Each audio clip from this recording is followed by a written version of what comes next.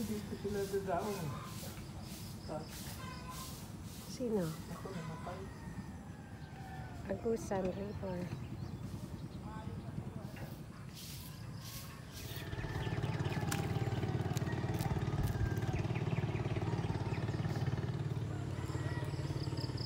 Ito talaga yung bill niya. Yung Diyan sa loob yung bell. Oo, nandoon sa loob.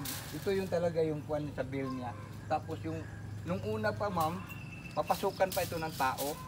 Kahit 4, 5, pwede ka makapasok dito. Hanggang ilalim yan, Oo. kuya? Dito, malaki pa itong butas dito ma'am. Ah, Oo, kahit 3 tao pwede makapasok ka. Oo.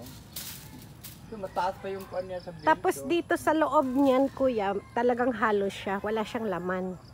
Oo, walang laman ma'am. Makakapasok.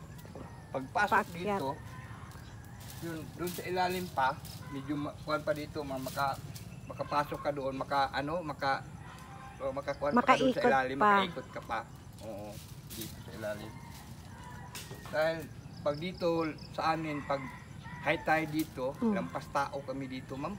Para kami mga hayop dito, mga itik, ganyan.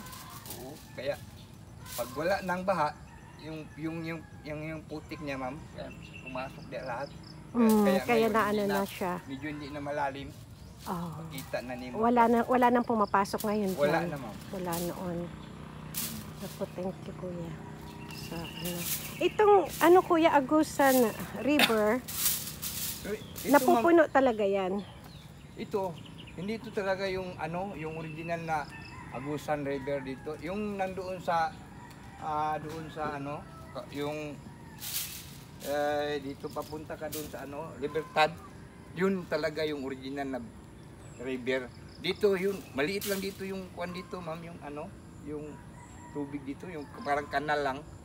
Tapos yung pag magbuhos ng ulan doon sa bukid, dito talaga yung Dadaan. tubig, dito dadaan kaya naglaki.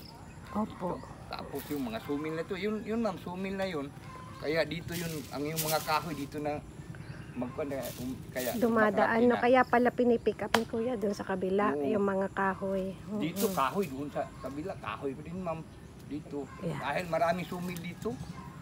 Ganun.